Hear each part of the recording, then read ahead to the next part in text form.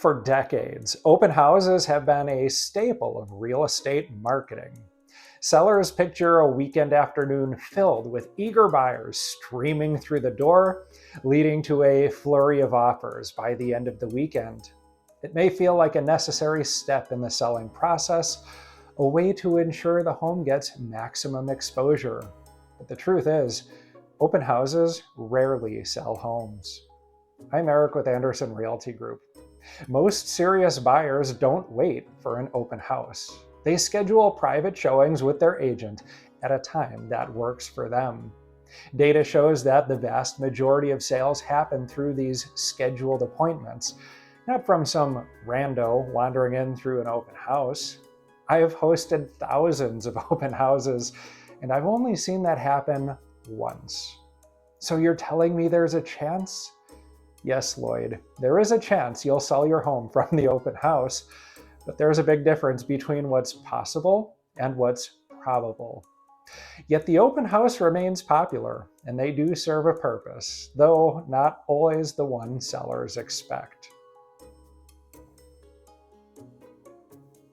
One of the biggest benefits of the open house is the perception it can create. Even if it doesn't lead to an immediate offer, it can make serious buyers feel a greater sense of urgency. They see an open house scheduled and assume other buyers will be there, making them worry about competition. That fear can push them to act faster, scheduling a private showing or even submitting an offer to avoid missing out. Buyers may contact their agent after seeing the open house advertisement to ask if the home's getting a lot of interest. This perception of demand, even if artificially created, can work in a seller's favor. Now, if you're a buyer, don't worry about an open house. Worry about how many showings they're getting. Open houses also serve another function, though not necessarily one that benefits the seller. They make the listing agent look busy.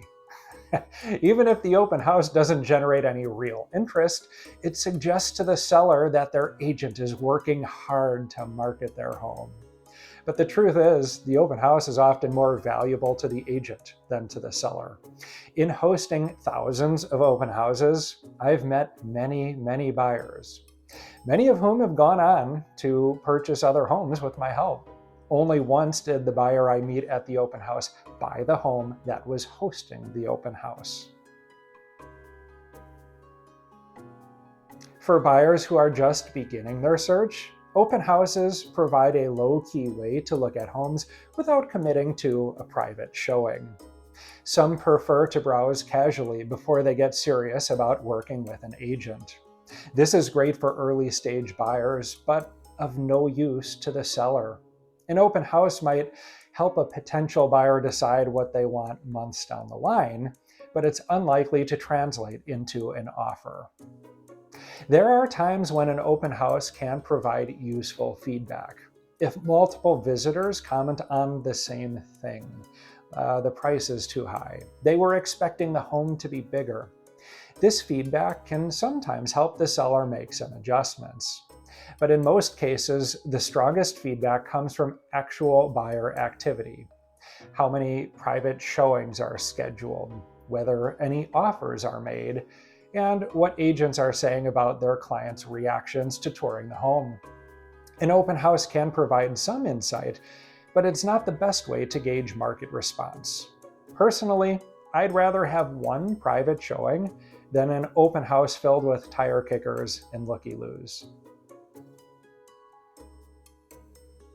While they aren't completely useless, open houses do have their downsides. As we've said, the most serious buyers, those who are ready to make an offer, don't rely on open houses to find homes. They schedule private showings. When a buyer is ready to move forward, they don't wait until the weekend to see it. They schedule the tour with their agent as soon as possible. They may come back for a second look at the open house over the weekend, but most serious buyers write the offer immediately after seeing the home during their showing. Open houses can also be a double-edged sword. While a busy open house, even if it's filled with nosy neighbors, can give the impression of strong demand, sometimes nobody shows up to the open house, and that gives exactly the wrong impression. The last thing a seller wants is for a serious buyer to walk in and see an empty house. Instead of creating a sense of urgency, an empty open house can leave buyers with a very negative impression, making them feel like they have all the time in the world to negotiate, or worse, it might make them wonder if something's wrong with the home. Open houses also attract a large number of people who have no intention of buying. Nosy neighbors often stop by just to see what's inside. Casual browsers wander through out of curiosity. Some visitors attend open houses just because they like looking at homes, not because they plan to make any kind of an offer. While open houses do bring in foot traffic, most of it is from people who are in no position to buy anytime soon. Security is another concern. Assuming the open house is busy, it can be difficult to keep track of everything. In addition to nosy neighbors and looky-loos, open houses can also attract those with less than salutary intentions. Small valuables, electronics, and even personal documents can go missing. Even in cases where nothing is stolen, open houses allow strangers to walk through private spaces, opening cabinets, peeking into closets, and assessing the home in ways they would never dream of during a showing they scheduled with their agent. Another issue is that an open house can actually interfere with tracking serious buyer interest. A motivated buyer who otherwise would have scheduled a private showing might instead decide to just stop by the open house. Now that sounds harmless, but it removes an important step in the process and an important data point for sellers. When a buyer books a private tour, their agent provides feedback, and the seller's agent can track serious showing activity to help gauge interest in actual market response. But if that same buyer attends an open house, they may leave without saying much to the listing agent at all, making it harder to get a sense of how serious they really were or what they thought. Open houses aren't completely useless, but they're often more about optics than results. In a best-case scenario, they can sometimes create the perception of demand, but this can also backfire. Otherwise, open houses make the listing agent look busy for the seller and allow casual buyers to explore. When it comes to actually selling a home, the strongest, most motivated buyers schedule private showings. For sellers considering an open house, ask yourself what you're hoping to accomplish.